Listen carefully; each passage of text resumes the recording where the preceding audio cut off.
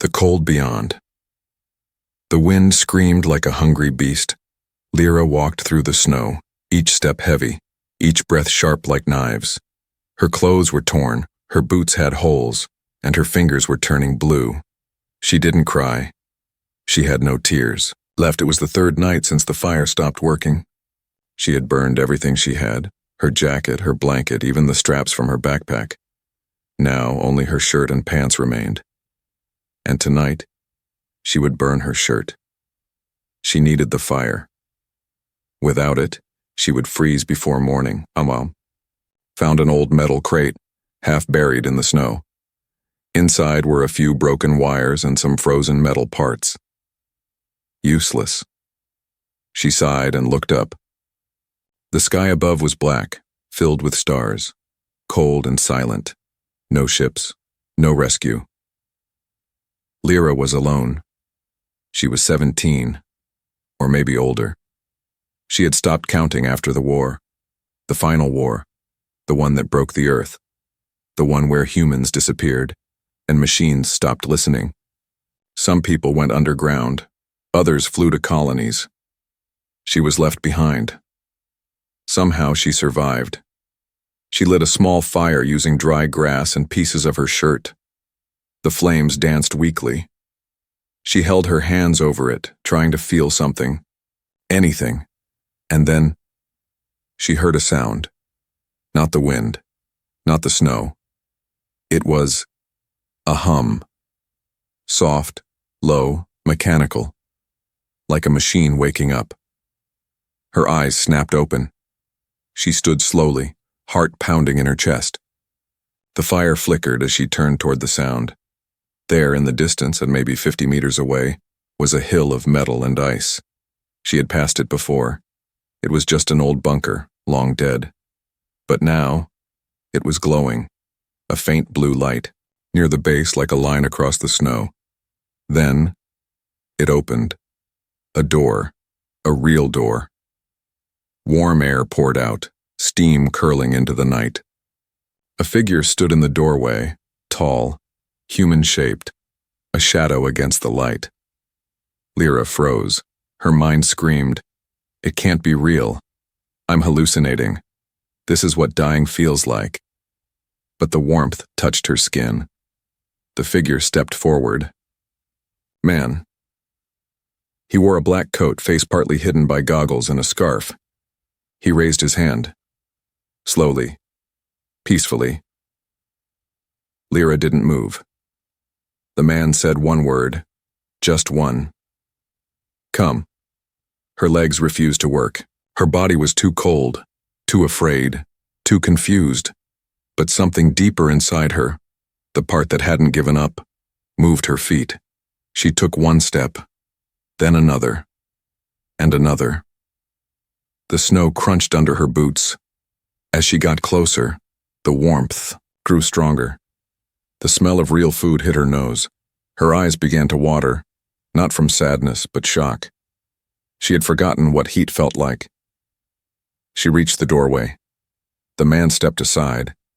Inside was a small room, metal walls, blinking, lights, a table with 2 cups, a heater, blankets, a chair. Lyra turned to look at the man. He didn't speak again, just nodded. She walked in. The door closed behind her with a hiss. Warmth wrapped around her like a forgotten hug. Her legs gave up. She sank to the floor, breathing, hard. Tears fell, this time real ones, not from pain, from relief. The man sat across the room. He took off his goggles. He had tired eyes, sharp, quiet. He looked at her like he had seen a ghost. "You shouldn't be alive," he whispered. Lyra stared at him. So many questions swirled in her mind. Who was he? How long had he been here? Why was the bunker active? Why now? And what did he mean? She shouldn't be alive. But before she could ask, her eyes closed. Sleep pulled her down like gravity. For the first time in weeks and maybe months, Lyra slept without fear. But outside, under the snow, something blinked red, Far away in the cold distance, something, or someone, had noticed the door opening. The girl had been found, and that changed everything. The man in the shelter warmth. That was the first thing she felt. Then, softness. Lyra opened her eyes slowly. Her fingers touched a real blanket. Her face rested on a real pillow. For a moment she thought she had died and landed in some forgotten version of heaven. But then she heard a low hum. Machines. Electricity. Beeps. She sat up. She was lying on a small bed inside a room that didn't look like anything she had seen before. Clean, smooth metal walls. A square ceiling light. A glass panel glowing with shifting symbols. Everything felt too alive. Across the room, the man sat in a chair, watching her. Same coat. Same cold eyes. But now without the scarf or goggles. His face looked older than she expected. Maybe 30s. Hard lines around the mouth. A scar near the left eye. He didn't speak. Just stared. Lyra pulled the blanket tighter around her. She was still wearing her pants, but her shirt had been replaced with a soft thermal top. Someone had changed her while she was unconscious. That someone was sitting across from her. She didn't say thank you. Not yet. Where am I? She asked, voice dry. The man leaned back. Underground. Shelter 17K. Built for 2. Last opened 6 years ago. Lyra blinked. 6 years? And you've been here that long? No, he said. I woke up yesterday. Her heart skipped. He leaned forward, elbows on his knees. I wasn't supposed to wake up for another 4 years. But the system rebooted. Something triggered it. Lyra felt the air go heavy. You, he said. You're the reason. She shook her head slowly. That makes no sense. I was just surviving. Exactly, he said. No one was supposed to be alive up there. He stood and walked to the wall. With a wave of his hand, a screen lit up. Grainy satellite footage appeared. Snowy hills, black skies, motionless terrain. He tapped once, a red dot blinked on the screen. It was her, from 2 days ago. This place still had an old drone. It caught your heat signature. The shelter AI detected you. It thought you were one of the lost units. Lost what? He didn't answer. Instead, he turned and looked at her again. What's your name? Lyra. Full name? I don't remember. He frowned. Birthplace? I said I don't remember. He stared harder. Do you know what year it is? Lyra opened her mouth and then paused. Her brain tried to do the math. The war, the fall, the seasons. She couldn't be sure. No. He nodded slowly, like he had just confirmed something important. Then he said, You're not supposed to exist. Her stomach twisted. Before she could speak again, the room's lights flickered. A deep voice echoed from above. Robotic. Calm. Warning. External motion detected. West perimeter. Lifeform detected. Lyra's eyes went wide. There's someone else? The man stood, walked to a small control panel and tapped a command. The wall split open, revealing a small storage room. Weapons, gear, a suit. He grabbed a scanner and turned back to her. No one else should be here, he said. But someone is. Lyra stood too. You think they followed me? He scanned her face. That's what I'm going to find out. He stepped toward the door. Lyra grabbed his arm. Wait. You never told me your name. He paused, then finally answered. Ethan. With that, he opened the outer door and stepped into the cold. Lyra stood alone.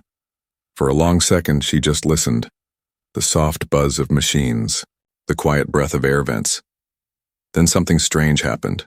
The wall screen blinked, and a message appeared in red letters. Shelter ID. 17K. Unregistered occupant detected. Lyra frowned.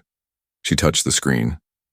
A deeper layer of data opened, hidden files, logs, footage. One caught her eye. Arrival, 3 years ago. Subject, X-17. The video began to play. She saw herself, being carried, unconscious, her skin pale, her body wrapped in a survival bag. A machine dragged her into the shelter, but Ethan had said he woke up yesterday. She felt a cold chill, stronger than the wind outside. Why did the system think she had arrived 3 years ago? And if that was true, who had carried her here? Before she could dig deeper, the main door suddenly slammed open. Ethan stormed back in, face pale. "There's nothing out there," he said. Lyra looked. Up. But the system said, "I know what it said," he cut in. "I saw footprints, human, but they vanished, like someone didn't want to be found." He looked at her. "You said you were alone out there." "I was." Ethan stared for a long second, then whispered almost to himself, "Then why is someone watching us?" Echoes of Earth. The shelter felt colder now, even though the temperature hadn't changed. Lyra stood in the middle of the room, staring at the screen. That footage. It showed her being carried into the bunker 3 years ago, and not by Ethan, by something else. Something not human. She didn't remember that. She didn't remember anything from 3 years ago. Ethan paced across the room, muttering numbers under his breath, trying to track the signal outside, but his gear couldn't lock onto anything. Whatever left those footprints vanished like smoke. He stopped and looked at Lyra. "You're hiding something." Lyra turned. "Excuse me? Don't play dumb. The system picked you up years before I woke. You've been here longer than I have. I don't remember that. That's convenient." "I'm not lying." Her voice cracked. The walls felt too tight, too smooth, too fake. Ethan narrowed his eyes. "You ever had blackouts? Sudden dreams that feel real?" Lyra hesitated. Yes. But she had never told anyone. For months, maybe years, strange flashes came in her sleep, metal walls, voices in a language she didn't understand, people in white coats, screaming. Then silence. She nodded slowly. Ethan exhaled. "Then I was right. You're one of them." "One of what?" He walked to a console. A hidden drawer slid open, revealing a small black chip. "This," he said, holding it up, "is from the Earth Core archives. It stores high-priority emergency files, only accessible by officers." "Which you are?" she asked. He smirked. "I was." He inserted the chip. The room dimmed and a projection lit up the air. The Earth, once blue and green, now a cracked husk, burning from multiple impact points. A robotic voice began. "Final report year 2167, Earth civilization collapse. War status, irreversible. Operation Genesis initiated." Lyra watched as satellite footage showed human ships leaving Earth. Some exploded mid-air. Others vanished. Project Echo. Prototype humans developed to adapt to post-Earth environments. Synthetic minds, organic bodies, stored in cryo shells for field testing. Lyra stepped back, chest tight. Prototype X-17, field status, unknown. She stared at the label, X-17. That was her. Ethan turned off the feed. Silence fell between them. "I'm not real," she whispered. "You're human enough," Ethan said, "but something inside you isn't. That's why the shelter pulled you in. It recognized your signal. You were tagged for recovery." "I didn't ask for this." "I know," he said quietly. "None of us did." Suddenly the lights flickered again. A high-pitched whine filled the air. "Alert! Unauthorized signal detected. Breach attempt in progress." Ethan's head snapped up. "That's external." He raced to the terminal. The screen showed a signal being forced through the outer antenna. Binary code, moving too fast to read. Lyra stepped closer. "Is it alien?" "No," Ethan whispered. "It's human." A second later, a line of text appeared on the screen. "Lyra, you're not alone. Come home." Her blood turned to ice. That voice. She had heard it before. Not in real life, but in dreams. It was soft, almost motherly. Familiar, she whispered. Who are they? Ethan looked pale. The facility. The original lab that built you. It must still be active, that's where the signal's coming from. Lyra looked at the map. A blinking dot far to the west, buried beneath snow and rock. Ethan shook his head. It's suicide. The storm zones out there are deadly. You'd never make it. Lyra turned to him, her voice steady now. I need answers, and I think they have them. He stepped in her way. You don't understand. If that facility's still running, it means they're still experimenting, still trying to finish what they started. You're not going there for answers, you're walking into a lab, a cage. I don't care. He stared at her. Then I'm coming with you. She blinked. Why? Ethan looked away. Because I remember you. Lyra froze. What? I worked on Project Echo. You were one of the first. I didn't know you survived, but I saw you, before the fall. You weren't just a prototype, Lyra. His voice dropped to a whisper. You were the only one who disobeyed.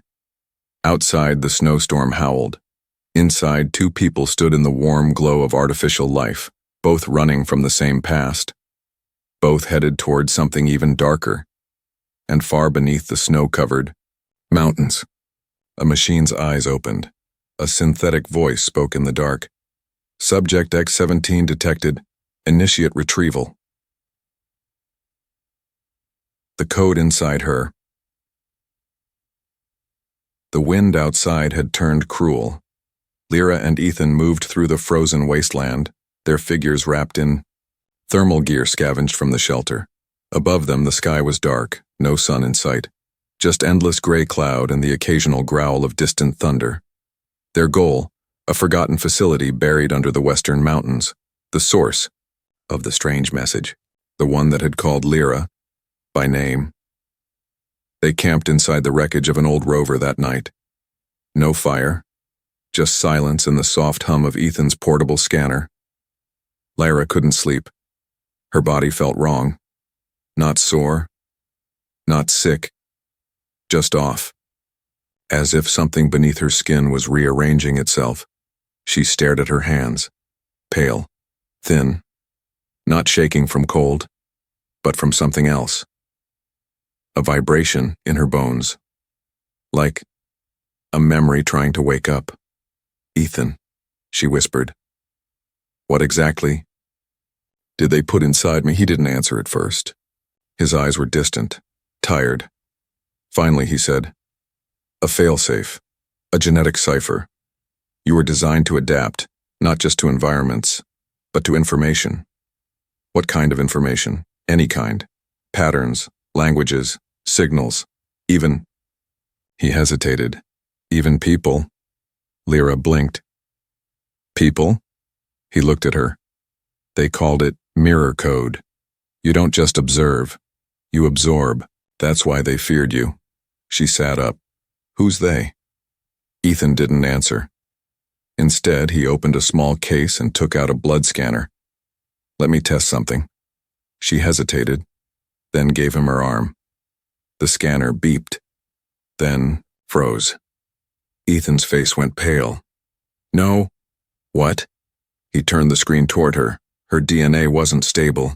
It was evolving, real-time rewriting of its own code, fast, silent, and with no known pattern.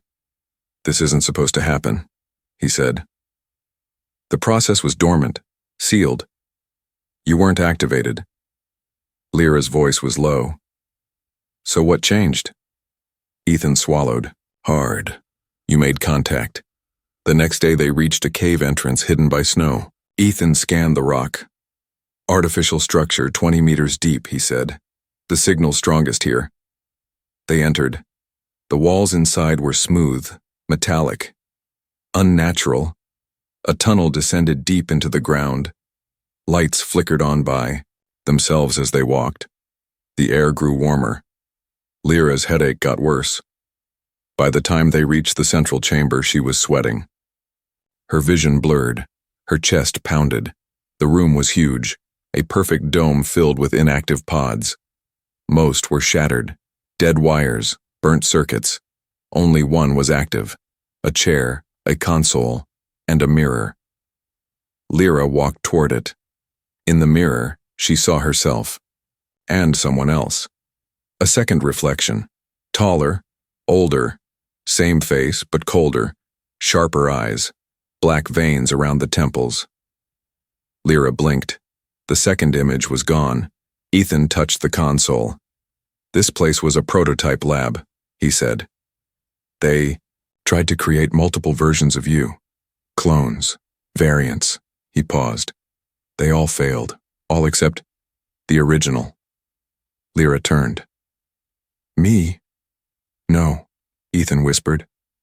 You're not the first. You're the last. She frowned. Then where's the original? Ethan looked pale. She never left. Suddenly alarms blared. The chamber lights pulsed red. A voice spoke from every wall. Synthetic, female, calm, and cruel. Welcome back, Subject X-17. Neural sync detected. Core link initializing.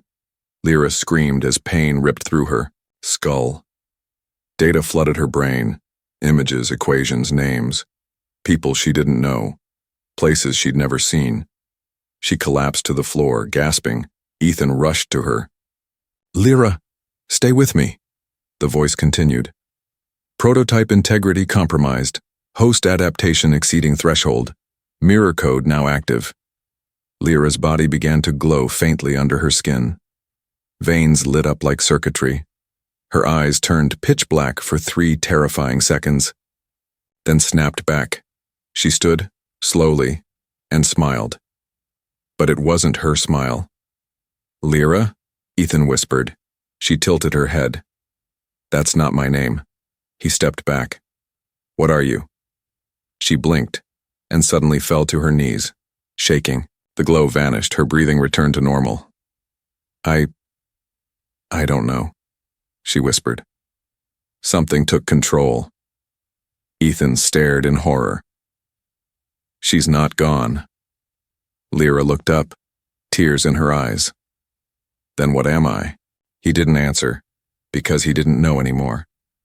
Behind them, the console beeped one last time and opened a map. It showed a blinking red dot, a second facility, bigger, labeled only, Command Core, retrieval in progress. Then the voice returned. The subject is awake. Prepare the others. Lyra turned to Ethan. We're not alone down here. And neither of them noticed that in the far corner of the chamber a pod lid had just opened. Contact.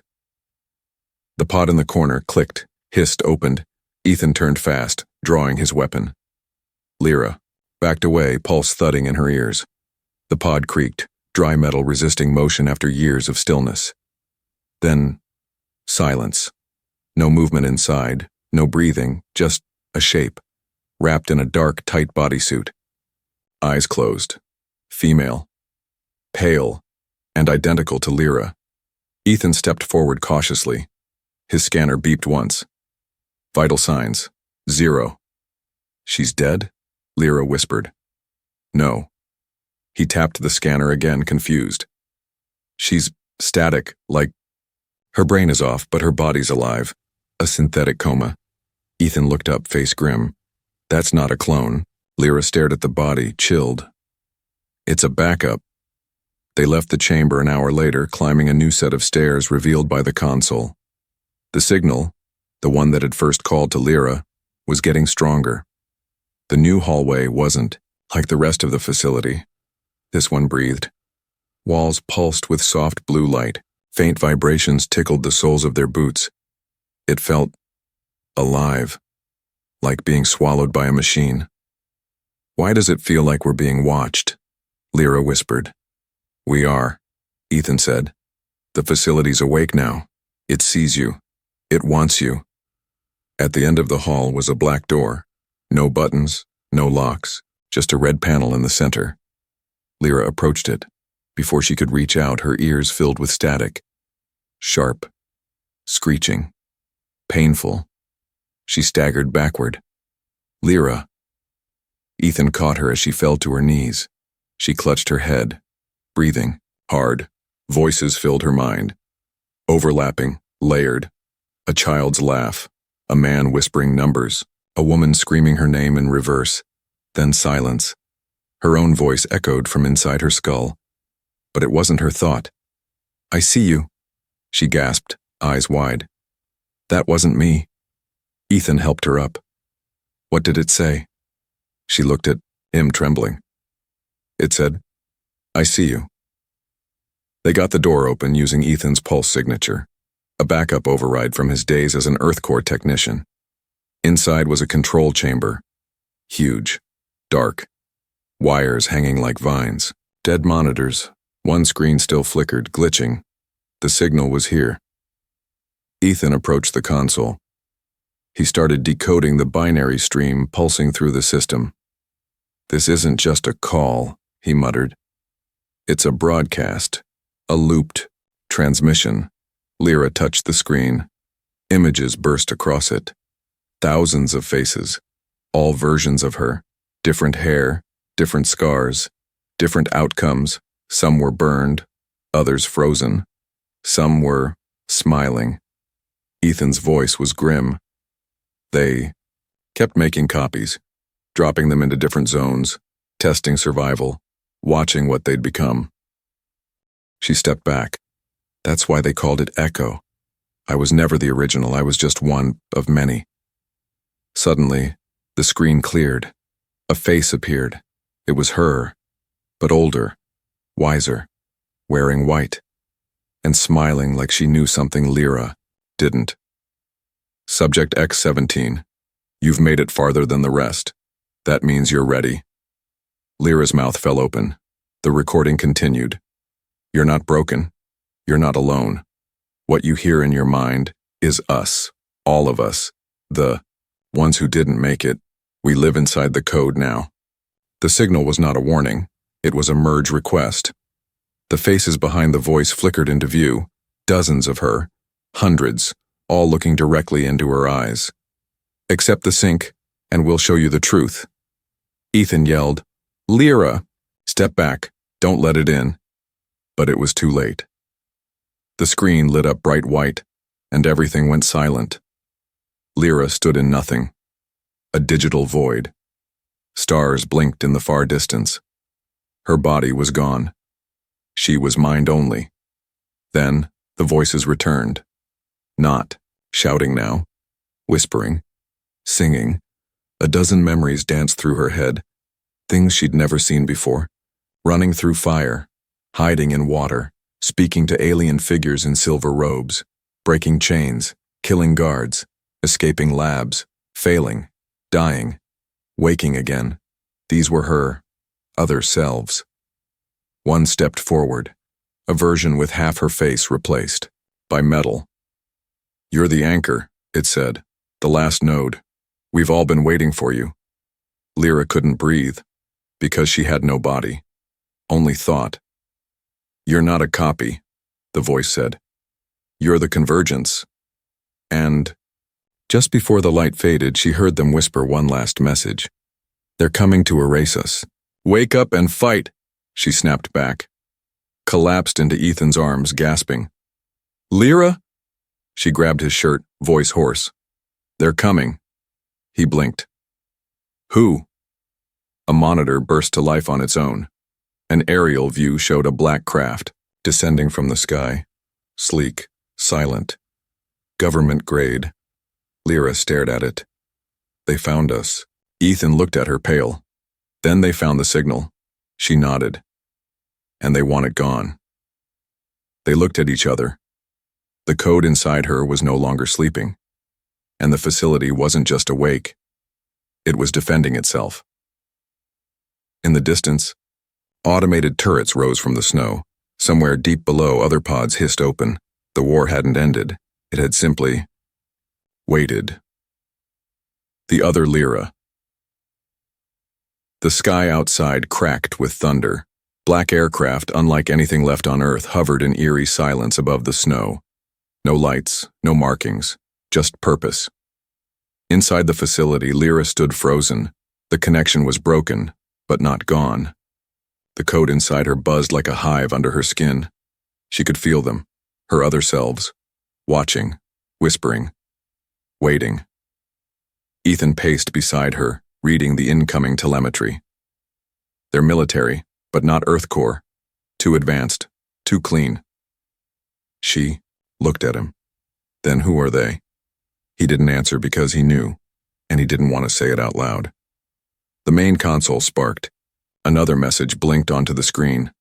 This one wasn't a signal. It was a command.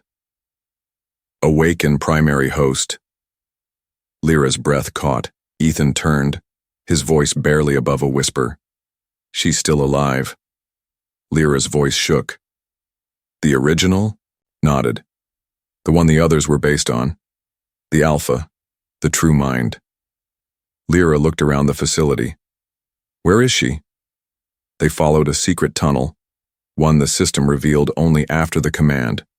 It led deep underground, past crumbled labs and old failed test chambers. Bones littered the floor. Not all of them human. At the end stood a vault door, thicker than anything Lyra had seen, covered in biolocks and fail-safes. Ethan placed his hand on the panel. The system scanned him, paused, and then rejected. Access denied, it said flatly. Lyra stepped forward.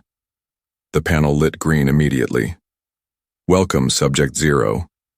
The door opened with a hiss, and cold mist spilled out. Inside was a cryo chamber, still running, still humming. And inside the chamber, a woman lying in stasis. She looked exactly like Lyra, but not worn, not tired, pristine, perfect, like she hadn't aged a day in 20 years. Lyra whispered, "She looks like me." Ethan corrected, "Her." "No, you look like her." The pod opened slowly, gas vented, the lights turned blood red, the woman's eyes opened, and they were black. Fully. She sat up without blinking, like a puppet on strings. She looked at Ethan, then at Lyra. Then, she smiled, but it wasn't kind, it was clinical. "So, the backup survived." Lyra stepped back. "I'm not a backup.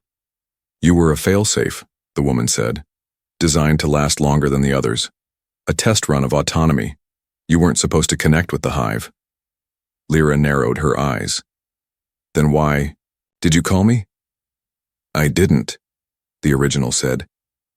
"They did. You found them. You reached into the network. You brought it back online."